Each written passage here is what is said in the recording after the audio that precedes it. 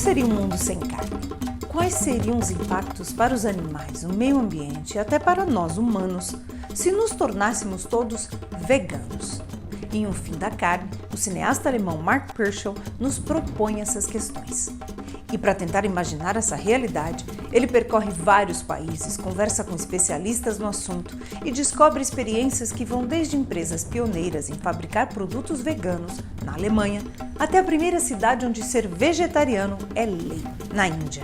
Sobre essa jornada, Marc conversou conosco e começou contando como surgiu a ideia de pensar um mundo pós-carne. Confira. There's so many factors that eating animals influences, like ecological factors. Like there has to be this huge amount of food that has to be produced that will be fed to animals, and then we slaughter the animals and consume them. So, and a lot of that food, as you know, is from Brazil. It's planted soy is from where the rainforest used to be, and 80% of that is used for animal feed in Europe and other countries, and many people don't know that. So that's a huge factor, obviously, and that leads to climate change, of course, the deforestation, and then there's the water pollution and the water use, and everyone can have an impact in changing the world for the better. How do you see this? Because the information should be more available, don't you think? Yeah, absolutely. But I think that's also a benefit of the meat industry, that they are trying to keep the information away from people, because when they know about the process, how meat is produced and how cruel it is for the animals, how short their lifespan is, and how factory farming looks like, it's something that might lead to more people trying to eat vegetarian or vegan. How do you think we should begin? I think just trying out our lives with less meat or less animal products. There's not that stigma anymore that used to be around vegetarianism and veganism that was there a few years ago. So people are more open to that, and they accept the fact that there's vegans and vegetarians, and they say, okay, it's in terms of sustainability and climate change and ethical reasons, these people are making good decisions, and I'm willing to try it out and to hear what they have to say. And I think it's a slow process. It won't work overnight, but I think it's starting, and we will see it continue to grow over the next years. Do you think it's more difficult for us nowadays, not stopping seeing animals as food, but as commodities? You know, we think about animals like a part of the industry. Yeah, I think that's one of the tactics of the industry, is to hide the individuals behind the product. We don't generally think about the animals when we see the product in the supermarket. You see that how these products are named. They're not the body parts of the animals, you would call them. There's hamburgers or some other names. I don't know how it is in Brazil, but it's like that in Germany. And that helps, of course, disassociate the animals for the consumers and for the industry. When people are made aware of the individuals, of the animals, of the individual stories, like, for example, when they hear of an animal that escaped from a slaughterhouse and they give it a name, and certainly this moment people are concerned about the animal and they don't want it to die, and they wanted to continue their life because it was so courageous and it was an individual that broke out of that cycle. So it became visual to the consumers. Big companies that used to produce meat nowadays are investing on veg meat, or, you know, like other veg products. How do you see this? On the one hand, it's good because consumers are used to the brand, so they're more likely to buy a product of a brand that they're used to. So it might produce more flexitarians, people that are willing to add more products, vegetarian, vegan products, to their diet. But at the same time, of course, it's sad for the smaller companies that don't have a share of that market anymore. I never had heard before the term flexitarian. I really love that, because it makes people who eat meat think more about how can eat less meat. I think it's just a good term to describe the process, because for some people it's not like from one day they're meat eaters and the next day they're vegans. For some people, it's a slow process, and that takes away the pressure. So if they can say, hey, I'm a flexitarian, that I'm trying to reduce my meat, so they're not seen as that crazy vegan or crazy vegetarian person. So it introduces them to the diet, and they are able to try out new recipes, try out new products. So I think it's a good thing. What do you think vegetarian or vegan people usually are seen as crazy vegans or crazy vegetarian?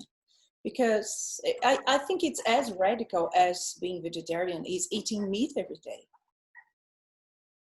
I think it's because when people mention that they don't eat animal products, other people who still consume animal products are confronted with the fact, and they are put in this position where they have to respond to that argument. So when I personally tell people that I don't eat animal products, most arguments I hear from people are, oh, I only eat very rarely beef and only organic meat and not very often. So people are becoming defensive, and I think it's not that bad anymore, because the term veganism over here has become very much accepted, because people see the sustainability idea, the climate change behind, and all the environmental factors. So it's become more accepted, and that makes it easier because there's more options to eat out and more products available. So there's not that stigma attached anymore. How did you decide to film End of Meat? What came to your mind? I was working on a film before that called Live and Let Live. And in my interviews with the philosophers, I talked to people like Peter Singer, Tom Regan, Gary Francione, Melanie Joy. I always ask them the question how they think the world will look like in 20 years from now. And I got really interesting answers, and that got me thinking. And then when, I don't know, 10 years ago or 8 years ago, the vegan movement was really getting traction in Germany and getting more popular. And I thought maybe this is a great subject for a documentary. This might also be a good argument if you look at the world and how it could look like without the consumption of meat, and what kind of benefits are there, instead of just facing on the problems and the negative sides of meat consumption. You show in your film, but not a lot, the suffering of the animals. Is this a big reason for we stopping eating meat, plus the health? Yeah, absolutely. So I just try to not show the suffering and the cruelty of the industry in the film, because I think there's films like Earthlings or lots of films on YouTube. There's Dominion that already show that, and I feel like a lot of people don't want to see a film where they see a lot of cruelty. They get defensive really quickly. So I think it's more, or I can achieve more by telling the stories of the people, telling stories of transformation, of change. Everybody is talking about COVID crisis and the habit of eating meat, especially, wild animals meat. How do you see this issue? Well, I think it's not completely clear where COVID originated, but if we look at most of these diseases, there are so many animal-borne diseases that jumped over to humans, and I think it's just a matter of time until the next crisis happens. So I think it's crucial that we address this issue as well, and that we stop or reduce the animal production or animal meat consumption because of that. It's not about eating animals. When we see images of the market in Wuhan, we see the conditions, the hygienic conditions as well. Everything is linked again, the dehumanizing process of humans and animals. Yeah, absolutely. And if you look at just slaughterhouse footage, if people would have seen the process just from the killing the animal until they find the product on their plate, and they would just witness the process of going through all the stages of a slaughterhouse. Yeah, I think it's a really important aspect to look as well at the exploitation of humans in the process of killing animals. I don't see an end of meat from 10 years from now, at least in Brazil.